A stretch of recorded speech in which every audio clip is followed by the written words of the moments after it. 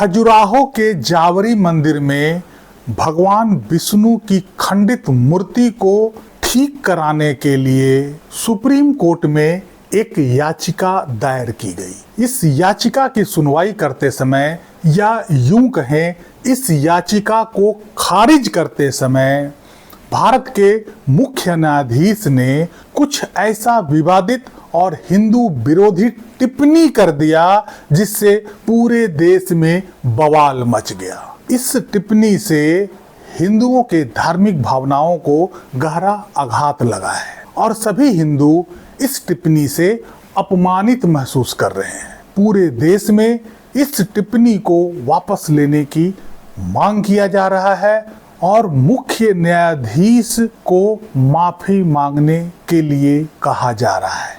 क्या है ये पूरा मामला?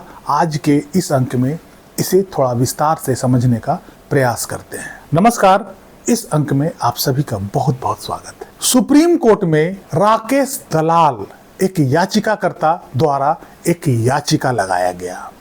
उस याचिका में यह मांग किया गया कि खजुराहो के जावरी मंदिर में जो भगवान विष्णु की प्रतिमा लगी हुई है उसे मुगलों के समय में आक्रमणकारियों ने खंडित कर दिया था और उसके गर्दन को धड़ से अलग कर दिया था और तब से ही यह मूर्ति उसी अवस्था में पड़ा हुआ है। इस 7 फीट की भव्य मूर्ति को रिप्लेस करने के लिए या इसे रिपेयर करने के लिए राकेश दलाल ने भारत सरकार को भी चिट्ठी लिखी, गृह मंत्रालय को भी चिट्ठी लिखी।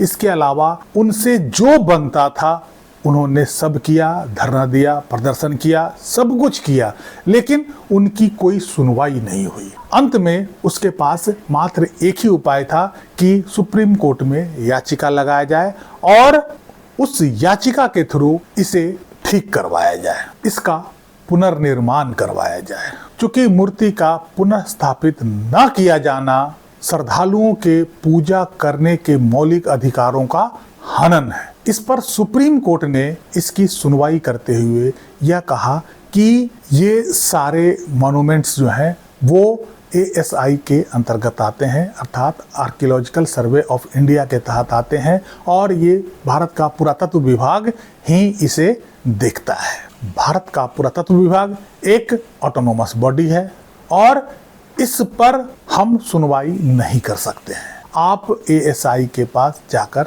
आवेदन कर सकते हैं और इसमें ASI ही कुछ कर सकता है। इतना कहते हुए सुप्रीम कोर्ट ने याचिका को खारिज कर दिया। यहाँ तक तो सारी बात उचित थी। सुप्रीम कोर्ट का यह पावर है कि संविधान के अनुसार या कानून के हिसाब से जो याचिका में रिलीफ बनता है तो वो रिलीफ दे सकता है और यदि वो याचिका रिलीफ देने लायक नहीं है तो उसे वो खारिज कर सकता है। यह सुप्रीम कोर्ट के अधिकार क्षेत्र की बात है। यहाँ तक किसी को कोई परहेज नहीं है और इस बात से कोई आहत भी नहीं है, लेकिन हद तब हो गई जब यह निर्णय सुनाते समय भारत के मुख्य न्यायाधीश श्री BR गवई ने एक टिप्पणी कर दिया और वो टिप्पणी यह था कि हम इसे निर्माण करने का आदेश तो नहीं दे सकते हैं, आप भगवान विष्णु के पास ही जाइए और उनसे प्रार्थना, ध्यान, पूजा अर्चना कीजिए, शायद वही आपको कुछ मदद कर दे, वही आपको निर्माण का आदेश दे दे। BR गवई ने यही नहीं रुके। इसके बाद भी उन्होंने कहा कि यदि आप शैव उपासक हैं, आप भगवान शिव को मानते हैं तो बगल में ही एक बड़ा शिवलिंग है, आप वहाँ जाकर भी प्रार्थना कर सकते हैं ताकि भगवान आपकी कुछ मदद कर दे और इसका पुनर्निर्माण हो सके। यह टिप्पणी गैर जरूरी था, यह टिप्पणी अवांछनीय था। ऐसा भारत के मुख्य न्यायाधीश ने क्यों कहा, यह बहुत बड़ा विषय है। भारत के मुख्य न्यायाधीश ये जानते हैं कि भारत में हिंदुओं की आबादी 100 करोड़ से ऊपर है और ये हिंदुओं के आस्था का विषय है। ज़्यादातर हिंदू लोग मूर्ति पूजक होते हैं, मूर्ति के उपासक होते हैं। ऐसे में ऐसे वक्तव्यों से उनके भावनाओं को आहत नहीं करना चाहिए था। आखिर उन्होंने ऐसा क्यों किया? क्या यह टिप्पणी जानबूझकर किया गया? क्या यह टिप्पणी के पीछे कुछ विशेष उद्देश्य था? क्या हिंदुओं के भावनाओं को ठेस पहुंचाने के लिए ऐसा टिप्पणी किया गया था? चूंकि मुख्य न्यायाधीश B.R. गवई खुद एक बौद्ध धर्म से आते हैं और उनके साथ जो पीठ में बैठे हुए थे जस्टिस A.G. मसीह, जैसा कि आपको पता चल गया होगा कि वो भी किसी विशेष धर्म से थे। ऐसे में इस तरह का टिप्पणी किया जाना कितना उचित था? यह कोई सामान्य टिप्पणी नहीं था और इसे हल्के में तो बिल्कुल नहीं लिया जा सकता है। यह एक सोची समझी टिप्पणी थी और भारत के 100 करोड़ हिंदुओं के धार्मिक भावनाओं को आघात पहुंचाने के लिए किया गया था। उसे नीचा दिखाने के लिए किया गया था, क्योंकि भारत के हिंदू मूर्ति पूजक होते हैं, मूर्ति की उपासना करते हैं और विश्व के किसी और धर्म में मूर्ति पूजा नहीं किया जाता है। तो क्या यह टिप्पणी सभी मूर्ति पूजकों को ठेस पहुंचाने के लिए ऐसा किया गया था? यदि भारत के सभी धर्मों के लोग अपना न्याय मंदिर, मस्जिद, गुरुद्वारा और चर्च में ही लेने के लिए जाएं, तो भारत में हाई कोर्ट, सुप्रीम कोर्ट और ट्रायल कोर्ट की क्या जरूरत है? आप जैसे महान न्यायाधीशों की क्या जरूरत है? आपको भारत सरकार इतनी बड़ी सैलरी, इतनी सुविधा जो देती है, इस पर खर्च करने की क्या जरूरत है? चाहे आप जो भी हों, जितने बड़े पद पर आसीन हों, आपका कोई अधिकार नहीं बनता है कि किसी भी धर्म के लोगों के भावनाओं को आहत पहुंचाए, उस पर कोई इस तरह का अवांछनीय टिप्पणी करें, उन्हें अपमानित महसूस करवाएं। भारत का संविधान भारत में रह रहे सभी लोगों को, सभी नागरिकों को अपने अपने मतों के हिसाब से, अपनी अपनी मान्यताओं के हिसाब से, अपने अपने धर्म का उपासना करने का अधिकार है। यह अधिकार हमें संविधान देती है। यह अधिकार कोई व्यक्ति विशेष नहीं देता है। यह अधिकार मुझे संविधान से मिला हुआ है और इसे कोई छीन नहीं सकता। यह मेरी मर्जी है कि हम मूर्ति की पूजा करें या नहीं करें, या हम किसी पत्थर में भगवान को देखें और उस पत्थर को पूजें।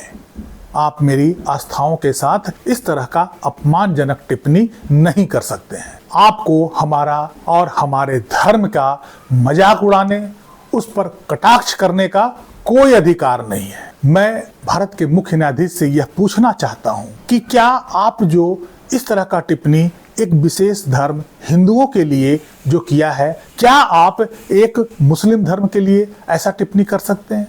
क्या आप क्रिश्चियनिटी के लिए ऐसा टिप्पणी कर सकते हैं? क्या एक मुस्लिम को आप यह कह सकते हैं जाओ अपने अल्लाह या खुदा के सामने प्रेयर करो, वही कुछ मदद कर सकेंगे? क्या आप ऐसा टिप्पणी कर सकते हैं कि जाओ अपने ईसा मसीह के पास जाके प्रेयर करो, अपने चर्च में जाकर प्रेयर करो और उन्हीं से अपनी मांग का गुजारिश करो? नहीं कर सकते हैं। उन्हें पता है कि भारत के हिंदू जातियों में, वर्गों में बटा हुआ है और इसका फायदा वो उठा रहे हैं। लेकिन भारत के मुख्य न्यायाधीश को यह पता होना चाहिए कि धार्मिक मामलों में हम सब एक हैं और इसका हम पुरजोर विरोध करते हैं। आमतौर पर सुप्रीम कोर्ट का जो भी आदेश आता है, जो भी निर्णय होता है, कानून के हिसाब से या संविधान के हिसाब से, हम लोग उस पर कोई टीका टिप्पणी नहीं करते हैं, चाहे वो हमारे पक्ष में हो या नहीं हो, क्योंकि हम अदालत का सम्मान करते हैं,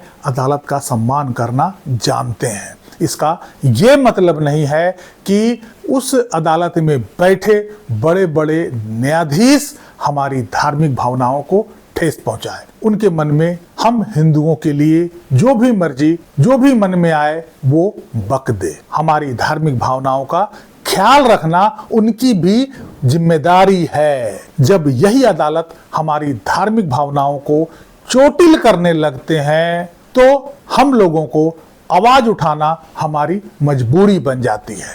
हम नहीं चाहते हुए भी इसका विरोध करने पे आतुर हो जाते हैं। इस तरह के बयानों का, इस तरह के टिप्पणियों का हम विरोध करना हमारा अधिकार है। इस टिप्पणी का हम घोर भर्त्सना करते हैं और मुख्य न्यायाधीश से यह मांग करते हैं कि इस टिप्पणी को आप वापस लें और इसके लिए आप माफी मांगे। कई वकीलों ने इसके खिलाफ भारत के मुख्य न्यायाधीश और राष्ट्रपति को पत्र लिखा है, जिस पत्र में यह मांग किया गया है कि इस टिप्पणी को वापस लिया जाए और भारत के मुख्य न्यायाधीश इस कृत्य के लिए माफी मांगे। इस टिप्पणी का विरोध पूरे देश में हो रहा है, चाहे नॉर्थ हो या साउथ हो, ईस्ट हो या वेस्ट हो। सभी हिंदू इस टिप्पणी का घोर विरोध कर रहे हैं। सोशल मीडिया पर यह ट्रेंड कर रहा है और इसका विरोध तब तक जारी रहेगा जब तक कि इस टिप्पणी को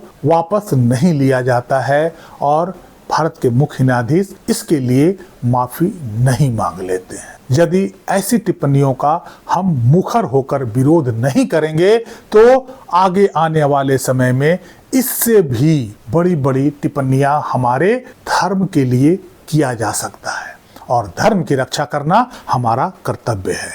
हमारा कर्तव्य ही नहीं, हमारा मौलिक अधिकार भी है और किसी को भी हमारे धर्म के बारे में किसी तरह का अपमानजनक टिप्पणी करने का कोई अधिकार नहीं है, चाहे आप कितना भी बड़ा संवैधानिक पद पर क्यों न बैठे हों। बहरहाल इस अंक में यहीं तक। कैसी लगी ये जानकारी कमेंट करके जरूर बताइएगा। क्या आपको लगता है कि भारत के मुख्य न्यायाधीश द्वारा किया गया ऐसा टिप्पणी वांछनीय है? क्या ये हिंदुओं के धार्मिक भावनाओं को आघात करने वाला नहीं है? क्या 100 करोड़ हिंदुओं के आबादी वाले देश में उनके धर्म के खिलाफ, उनके धर्म के लिए इस तरह का अपमानजनक टिप्पणी एक मुख्य न्यायाधीश को शोभा देता है? क्या हमारे मुख्य न्यायाधीश को इस तरह का टिप्पणी देना उचित था? अपनी राय कमेंट बॉक्स में जरूर लिखिएगा। वीडियो को लाइक कीजिएगा, चैनल को सब्सक्राइब कीजिएगा। मिलते हैं अगले अंक में, तब तक के लिए जय हिंद, वंदे मातरम। इस टिप्पणी का विरोध मुखर होकर कीजिए, बोल्ड होकर कीजिए, बिल्कुल बिना किसी डर भय के कीजिए, नहीं तो हमारे धर्म के खिलाफ इस तरह की टिप्पणी होते रहेंगे और हमारे धर्म का मजाक ये लोग हमेशा बनाते रहेंगे। इसे रोकना है तो इसका विरोध अवश्य होना चाहिए।